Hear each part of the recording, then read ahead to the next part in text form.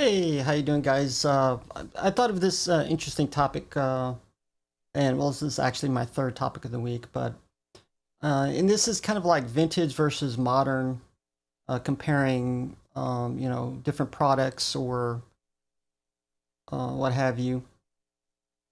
And so, people love vintage items and collectibles, and so I kind of wanted to go into the reason people like them so much, and even myself, in many different categories. Um, and a lot of times people acquire things that they grew up with. It could be, cartoons they used to watch on TV, old TV shows, the toys that they played with when they were, children. And give an example, as I'm drinking my coffee, one of my all-time favorite shows in the world, Doctor Who, that I grew up with as well. Uh, it started in, yeah, I started watching in about 1978, and the series started, I believe, in 1964, and over 750 episodes. Shoot, it's probably close to 1,000 by now, I guess. And just to give an example of, kind of nostalgia of the things that you like when you grew up, give an example. Another thing is the history behind each item is very fascinating as well. And sometimes it's not the item itself, but the history behind it that makes it much more interesting.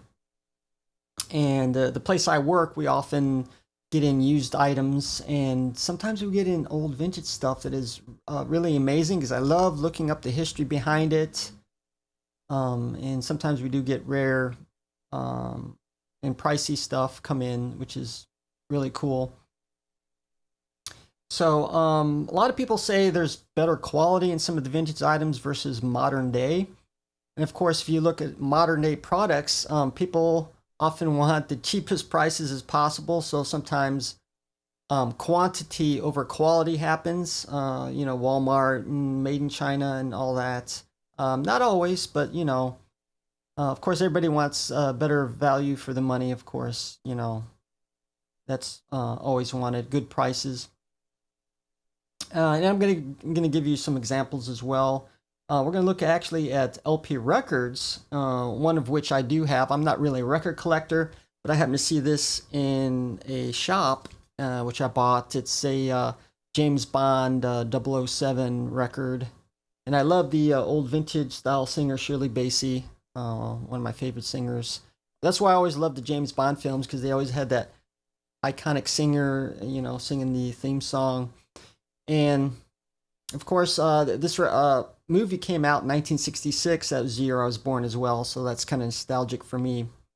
Uh, Another thing with LP records, it's not just the collectability, vintageness, so to speak, but a lot of people believe the old LP records, vinyl, are much better sounding than the digital music we have today, such as CDs, MP3s, and so on. They just don't sound the same because playing it off a record player is actually an analog, and supposedly much more frequencies you can hear. Where digital, you actually have compression, which takes out certain frequencies, most of which human hearing can't hear anyway, but that's arguable, the quality of sound as well.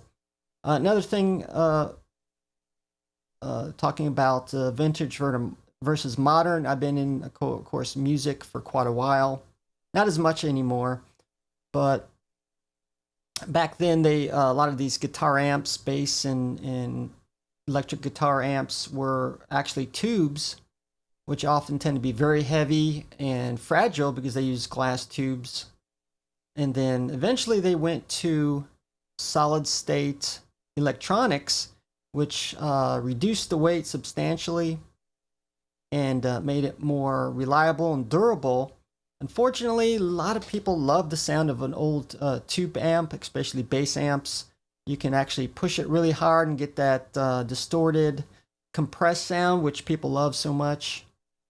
And often, people try to replicate that, and of course now they're building tube amps again because they're so popular.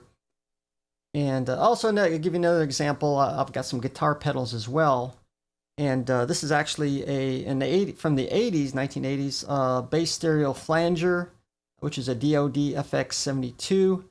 This is an all analog sound. Doesn't use any IC integrated circuit chips. Just uses older solid state components. This is one of the best sounding flangers I've ever heard. And I heard some of the modern flangers that are all digital, and they don't sound anywhere as good as this does. In fact, there's many people trying to replicate that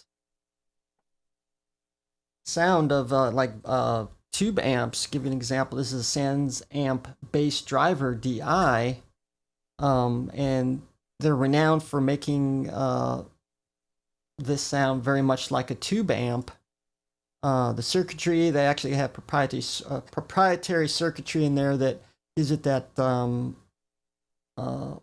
tube style bass amp sound. So, and next thing we're going to look at is cost. Vintage older items tend to be quite expensive, usually, not always. And this has to do with the collectability, the laws of supply and demand. Obviously, the much older items are harder to find because they tend to wear out, break, get thrown away, whatever. So there's not usually as much of them around. So that tends to drive up prices. But a lot of, not saying a lot of times, but sometimes you can actually get something that's actually far cheaper. And I'm not saying it necessarily is good, because like I said, usually what's the best thing about modern devices nowadays is better technology, not necessarily better quality. But I give an example. Some of the I'm into filming and lenses and camcorders and stuff like that, video production. So I've been getting more into lenses. So I've been looking at some of the older style Canon lenses, like the Canon FD 50mm 1.4 aperture, and you can get one for around $50 to $100. Compared nowadays, a lens like that, even a mid-price one, will cost you hundreds, if not thousands of dollars. Of course, not discounting the Nifty 50, which is about $125, but it's more plasticky. But it's actually a good buy, though, which you can check out my other video. So give me your thoughts on some of the collectibles that you have. Do you like vintage type stuff? And how do you compare it with some of the modern products we get nowadays?